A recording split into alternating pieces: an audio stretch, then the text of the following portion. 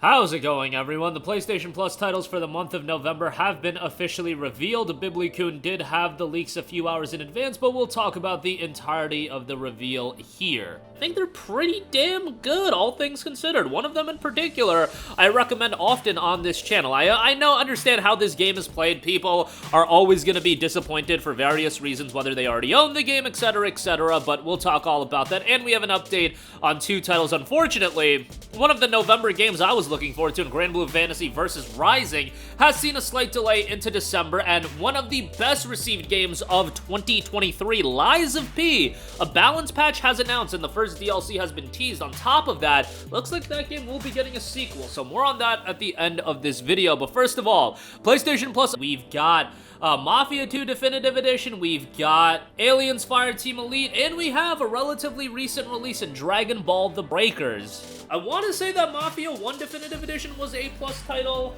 in the past, but I don't recall exactly. I know it was a part of PlayStation Plus Extra a while ago, but it got pulled from that. I think Mafia 2 was available on there as well. Mafia 2 is a great game. The Definitive Edition, as far as it being definitive, kind of memes, but Mafia 2 itself is a great game. I would highly recommend you to play Mafia 1. Mafia 1 is an awesome game, and they did a really good job with the remake on that. Like, the gameplay shows its age, but I really dug Mafia 1 Definitive Edition. But Mafia 2 was great. I remember playing that game back in, I think it was 2010 or 2011 when it initially came out. Rented it via Gamefly. How about that? I don't know how many people are renting games via Gamefly anymore, but Mafia 2, Gamefly came in the clutch for Mafia 2, and Transformers War for Cybertron. I remember renting that as well. How about that for a throwback? But yeah, that looks to be a Plus title, and also Aliens Fireteam Elite. Now, this is the game that came out back in August of 2021. It's not the new Aliens title.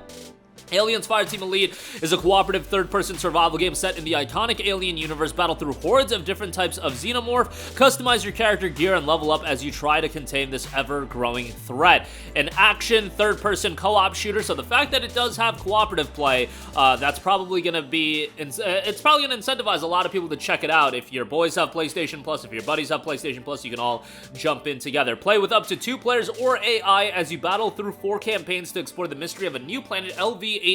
Discover what hides in the ruins and caves beneath in this third-person survival shooter set in the Aliens universe. Build your fire team focusing on class composition, consumables, and weapons to take down on xenomorphs, beat challenge card runs, or play various game modes with friends.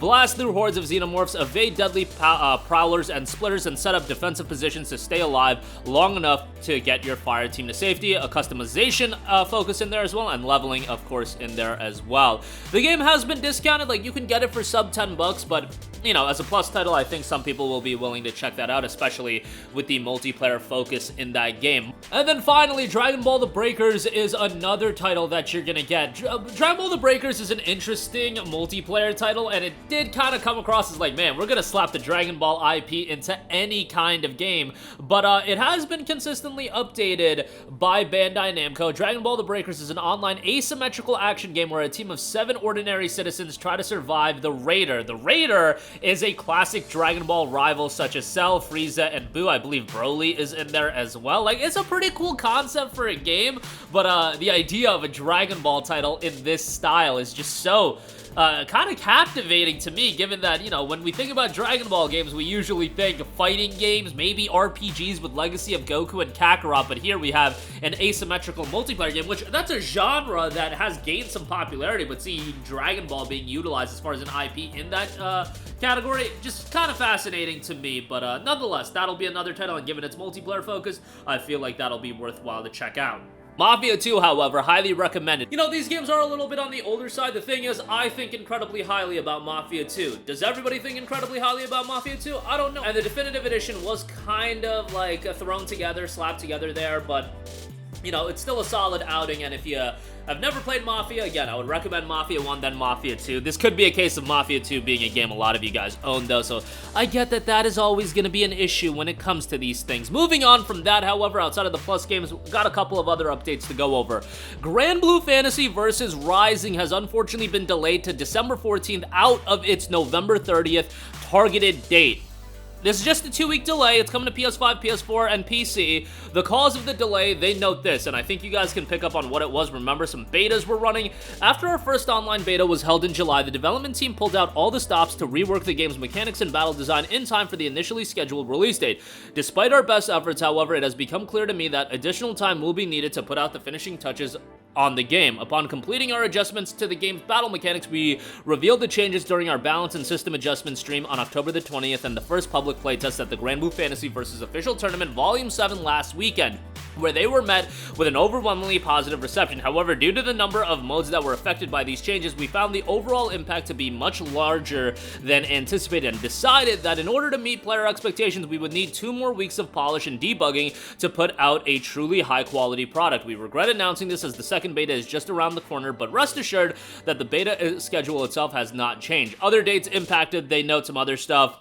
As far as that is concerned, the broadcast of the showcase has been adjusted, and the Granblue special item set, Granblue Fantasy vs. Rising Pack, they detailed that as well. It's just a 2-week delay. I don't think people are going to freak out about this that much, but this was one of the notable titles coming in November, but at least this adds on to what is generally usually a fairly quiet month in December.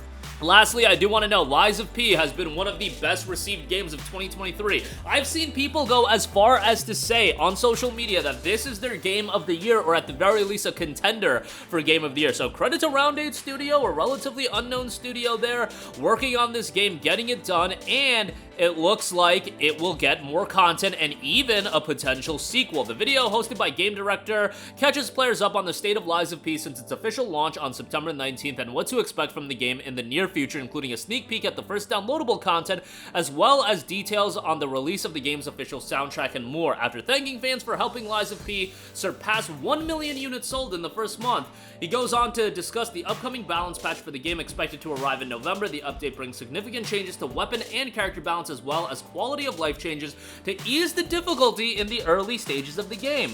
To show the developers' gratitude, players will also receive a new outfit along with a new feature to equip glasses and hats separately for even greater freedom in character customization. As another treat for players, he provided a short preview of the upcoming game content for Lies of P through never-before-seen sketches that tease a small portion of the content that will be available in the first downloadable content.